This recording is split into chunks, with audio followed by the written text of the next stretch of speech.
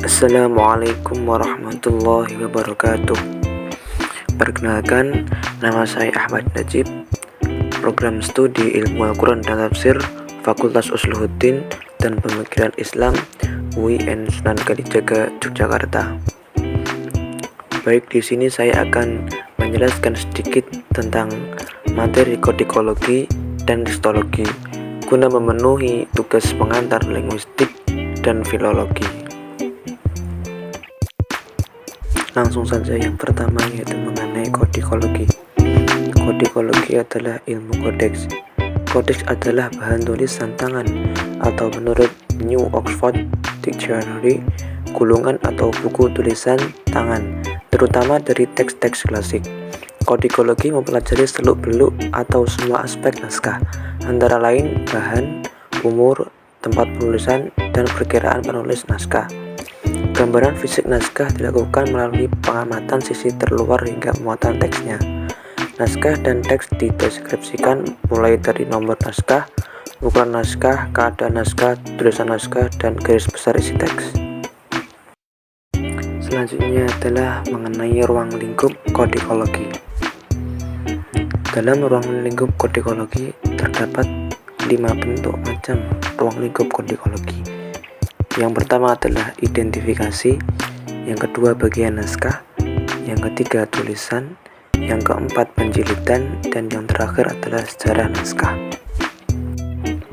Unsur-unsur kodikologi.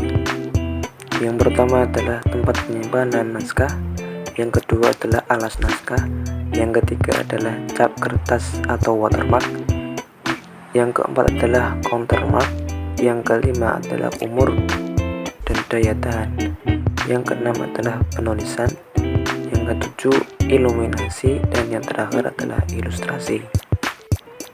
Ada 7 macam alur dalam penelitian teks kodikologi. Yang pertama adalah penentuan teks, yang kedua inventarisir teks, yang ketiga deskripsi naskah, yang keempat perbandingan naskah dan teks, yang kelima suntingan teks, yang keenam terjemahan teks, dan yang terakhir adalah analisis teks. Selanjutnya adalah mengenai penentuan teks. Dalam penentuan teks terdapat 3 aspek yang perlu diuji. Yang pertama adalah potensi naskah, yang kedua adalah metode dan pendekatan, yang ketiga adalah konteks yang akan diteliti. Menurut Dehaene, bahwa proses terjadinya teks ada beberapa kemungkinan, yaitu yang pertama, aslinya ada dalam ingatan pengarang. Apabila orang ingin memiliki teks itu, ia dapat menulisnya melalui dikte. Yang kedua adalah aslinya adalah teks tertulis merupakan kerangka yang masih memungkinkan atau memerlukan kebebasan seni. Yang ketiga adalah aslinya merupakan teks yang tidak memungkinkan untuk diadakan penyempurnaan, karena pengarangnya telah menentukan pilihan kata yang ketat dalam bentuk literer. Yang selanjutnya adalah mengenai deskripsi naskah. Dalam deskripsi naskah terdapat beberapa cara untuk mendeskripsikannya, yaitu yang pertama yaitu judul naskah, yang kedua tempat penyimpanan naskah, yang ketiga nomor naskah, dan lain sebagainya. Tapi di sini saya akan menjelaskan manfaat atau fungsi deskripsi dalam naskah. Yaitu yang pertama, deskripsi naskah yang jelas dan terperinci akan menghindarkan para pengkaji atau peneliti naskah dari kemungkinan penelitian ulangan terhadap suatu teks yang sama.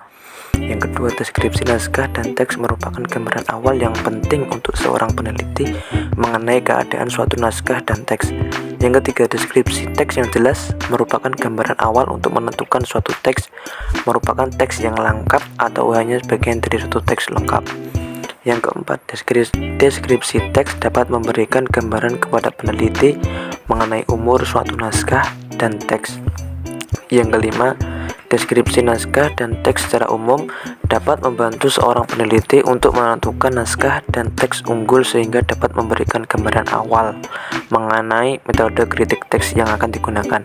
Yang keenam, deskripsi naskah dan teks adalah sarana pembeda antar salinan teks dalam satu korpus. Tekstologi. Tekstologi adalah salah satu cabang ilmu filologi yang memiliki fokus kajian pada isi teks naskah. Pembeda utama dari kodikologi adalah jika tekstologi berfokus hanya pada intrinsik atau isi teks itu sendiri, sedangkan kodikologi lebih berfokus pada naskah atau fisik dari teks tersebut. Secara khusus, tekstologi mengkaji hubungan dari perubahan dan penurunan teks sebagai salah satu bahan dari teks karya sastra. Selain itu, melihat proses terjadi teks penafsiran serta pemahaman mengenai teks yang dikaji. Terdapat 10 prinsip tekstologi. Yang pertama adalah tekstologi menyelidiki sejarah teks suatu karya. Yang kedua, dimulai dari penyuntingan. Yang ketiga, edisi teks harus menggambarkan sejarahnya. Yang keempat, tidak ada kenyataan tekstologis tanpa penjelasan. Yang kelima, secara metodis, perubahan secara sadar harus didahulukan daripada kekeliruan. Yang keenam, teks diteliti sebagai keseluruhan. Yang ketujuh, bahan yang mengiringi teks harus diteliti pula. Yang kedelapan, perlu diteliti pula sejarah teks dari karya lain. Yang kesembilan, penyalin dari lembaga penyalinan harus diteliti pula. Yang terakhir yaitu rekonstruksi teks tidak dapat menggantikan teks yang diturunkan.